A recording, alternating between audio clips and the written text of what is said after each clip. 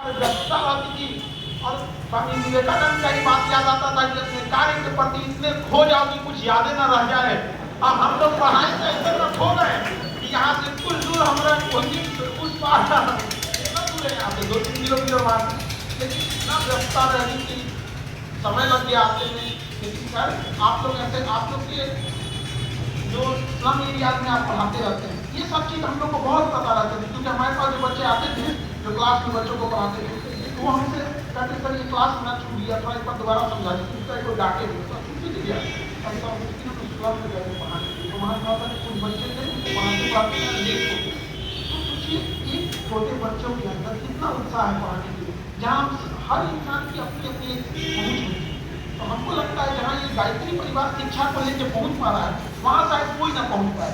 उस एरिया में जिनको सब लोग छोड़ देते हैं, पढ़ने वाले लोगों के लिए जिनके पास पैसे हैं, धन दौलत है, बैकग्राउंड ठीक है, उनके लिए तो सब हो जाते हैं, लेकिन जो एकदम समाज में दबे कुछ लोग हैं उनके लिए गायत्री परिवार है। तो आप सब कहीं ना कहीं स्वामी विवेकानंद के उस अधूरे सपने को पूरा करने में लगे हुए हैं यहाँ पर।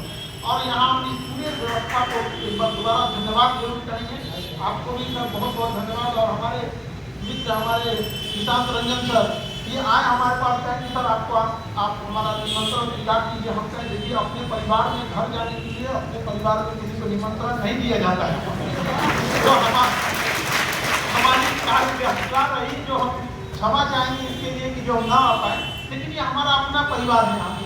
और लॉकडाउन में जैसे बताए रहे थे आपको कि लॉकडाउन में आप लोगों ने इतनी सेवा किया, हमें भी बहुत बड़ा मतलब कुछ बच्चे ऐसे थे लॉकडाउन में जहाँ पे लोग खाना पीने में अपने रिलेटिव को डर रहे थे। यहाँ ऐसा भी हो गया था लॉकडाउन में जब कोरोना आया था कि किसी के घर में मृत्यु हुई है वो उठाने के लिए टकरा रहा था। वैसे वैसे जगहों पर जहाँ कोई नहीं जा रहा था वहाँ जाके आप लोगों ने खाना पहुँचाया। ये इस बात का प्रमाण है कि यह देश एक दिन जरूर बदलेगा और युवा ही बदलेंगे। कोई भी संस्था जब शुरू होती है तो बहुत लोग टांग खींचने वाले आते हैं, और ये भी संस्था जब शुरू हुई थी तो टांग खींचने वाले आए थे, लेकिन धीरे धीरे टांग अंगद की तरह जम जाता है, खींचने वाले खींचते रहे, कुछ नहीं होने वाला। अब ये टांग अंगद की तरह जम चुका है, अब जो टांग को अब कोई कुछ नहीं बिगाड़ सकता इस संस्था को। बस लेकिन कोई भी संस्था खास करके जो शिक्षा से जुड़ी हुई है वो तभी आगे बढ़ सकती है जिसमें उस संस्था से जुड़े लोग जब संस्कार वाले हों, अध्यात्म से जुड़े हों, अपने काम के प्रति ईमानदार हों। अगर आप अपनी काम के प्रति ईमानदारी नहीं रखिएगा तो इस संस्था कोई भी बेहतर कितनी भी क्यों ना हो, जब आप यहाँ से जाइएगा तो आपसे किसी भी संस्था का परिचय होगा। IIT, IIM, एम्स, इन संस्थाओं को किसने आगे ले गए? वहाँ पे पढ़ने वाले विद्यार्थी, वो लोग आगे ले गए। इस संस्था को भी कौन ले जाएगा? आप लोग ही लेके जाएंगे। इस देश को भी कौन लेके जाएगा? आप लोग ही लेके जाएंगे यहाँ पर। और युवाओं के पास अथाह शक्ति होती है और आप लोग बस उसको सदुपयोग में लगाइए। और ये स्वामी विवेकानंद की बातों को अगर आप लड़ाई करेंगे तो वो निरंतरता आगे बढ़ने के लिए कहते हैं। तुम दौड़ो, नहीं दौड़ सकते हो तो चलो, नहीं चल सकते हो तो रेंगो, कुछ भी करो लेकिन रुको नहीं। रुकने का ही दूसरा नाम मृत्यु होता है। तो आपको किसी भी क्षण रुकना नहीं होता है।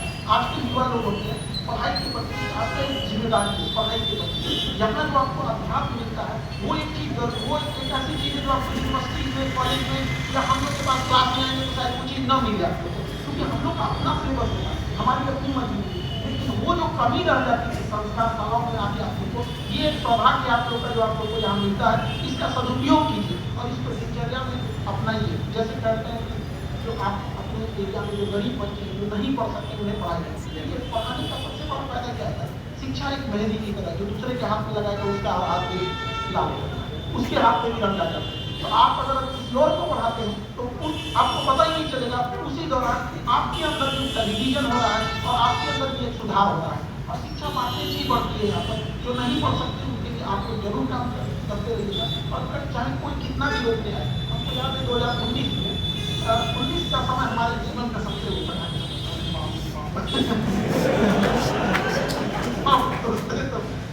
चारों ओर से नौटंकी पे नौटंकी हो गया था। हम मतलब अब जानते ही टांग खींचने के लिए तो हम लोग भाई यूपी बिहार ये तो देश है, यहाँ हम लोग एक दूसरे को टांग खींचने में बहुत आगे रह जाते हैं। तो उसमें भी हम लोग के समय में बहुत पढ़ाने में दिक्कत। अब जैसे हम लोग के क्लास में हजारों बच्चे रहते हैं तो हल्ला होता था तो टीचर से दिक्कत है, कई जगह दिक्कत होता है। उसी स्थिति में हम लोग यहाँ जब हम चला गया पहला पढ़ता है सारा ऑफिस में अफरा तफरी हो गया।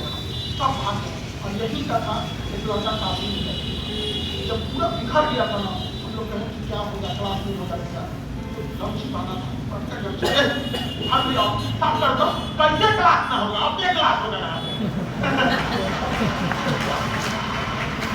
और सारे जो वहाँ पे पढ़ने वाले विद्यार्थी थे वो सब लोग मिलजुल के साथ सफाई किए इधर उधर से, कोई फर्क नहीं हुआ, बाकी सब बंद हो गया, हम लोग का चलते रह गया सब, यही का विद्यार्थी हम लोग के पास पढ़ता था, लेकिन यहाँ से भी जुड़ा हुआ था आध्यात्मिक, बहुत बेहतरीन था। ये हौसला होता है इस चीज का, इसमें कुछ भी हो जाएगा, विकट परिस्थिति हम डगमगा नहीं सकते। और आप युवा है, आपको कोई नहीं रोक सकता है, दाना डाल के ना कबूलत पता है, आज नहीं।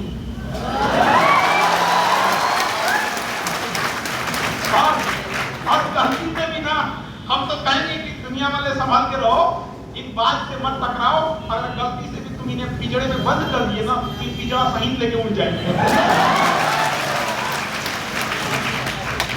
तो आप अपना मनोबल बढ़ाएंगे। ये आज के युवाओं के पास बहुत पावर होता है, तो बहता पानी होता है ना, उसको एक सही दिशा देना जरूरी होता है, वरना अगर उसका दिशा बदला तो बहते पानी की ताकत के दम से झटकी। तो अगर युवा जो लटक जाता है रास्ते में, तो पूरा समाज अपनी परिवार की जागरूकता समाज को। आज का युवा जो है गांधी का चौथा बंदर हो गया, मोबाइल लेके बैठा है, काम बंद करने वाला क्या समझो, सबका मोबाइल लेके बैठा लेता। अगर आप मोबाइल से आप सदुपयोग कीजिए उन चीजों का, दुरुपयोग की तरफ क्या कीजिएगा, आप यहाँ पे नाच गाना देखिए, क्या कर लीजिएगा, हमारा उद्देश्य था उस तरह का, संस्कृति नहीं हमारे। आप एक बार अपने आप को देखिएगा, माइंड गेम चलता है, अंग्रेजों की चाल थी, देश को अगर चौपट करना है तो सबसे पहले उसकी संस्कृति को चौपट करो। अगर आपकी संस्कृति चौपट होगी ना, तो आपका देश ज्यादा समय नहीं लेगा जागने के चक्कर। इसलिए वो नए नए चीज को ले आ गया कि अपनी संस्कृति को चौपट करना। जैसे जाति में पीछे बैठो, दोनों कपड़े आपका भैया, कुर्ता हो गया, कुर्ता पजामा हो गया, गमछा हो गया, ये पिछड़ेपन की निशानी कैसे हो गई? ये हमारे देहात की निशानी है, हमारे देहात की है। तुम शहर के हो, तुम्हारी निशानी है। शहर और देहात में कैसे हो गया कि मॉडर्न और ओल्ड? गांव का भी ओल्ड मॉडर्न नहीं हो सकता है, लेकिन उनकी दिमाग में भरते क्या? आज की युवा पीढ़ी को देखिए, अपने घर के मतलब चौराहे पर पैर छूने में या फिर किसी को अपनी संस्कृति को बोलने में उन लोगों को हिचकिचाहट होती है। ये अंग्रेज सब बहुत बेहतरीन ढंग से संस्कृति को दूर करो, अपनी संस्कृति करके करेगा, धीरे धीरे इसको अपने संस्कृति को याद नहीं जाएगा कि कहाँ से आएगा। आज भारत के लोगों को दिखाते हैं यहाँ पे कि हम लोग क्या मतलब बहुत बड़े मॉडर्न हो गए, ये नासा वगैरह वाले हम लोग को ज्ञान देते हैं। जब हम लोग पढ़ाते हैं अंतरिक्ष के बारे में, एस्ट्रोनॉमी, जब हम लोग खगोल के बारे में पढ़ाते हैं, तो वहाँ हम लोग बताते हैं कि पृथ्वी के बाद मंगल ग्रह है, मंगल के बाद बहुत सारे ग्रहों के टुकड़े, छोटे छोटे ग्रहों के टुकड़े जिन्हें क्षुद्र ग्रह कहते हैं, और ये गिर जाएंगे ना तो पृथ्वी को अंत हो जाता है। एक वो गिरा था इजिप्टा नाम का, डायनासोरे पर गया, ये वो गिरल था, और ऐसा करोड़ों है सब, और उसको रोक के रखा है बृहस्पति ग्रह। बृहस्पति ग्रह को रोक के रखा है, खींचता है ताकि पृथ्वी में ना गिरे। और वही बृहस्पति को वैक्यूम क्लीनर कहा जाता है, क्योंकि वैक्यूम क्लीनर खींच लेता है। और बृहस्पति को एक चक्कर लगाने में 12 साल लगता है, और हम लोग 12 साल से कुंभ का मेला लगा, 12 साल में आता है कुंभ, और नासा वाला हम लोग को सिखा रहा है। अरे बला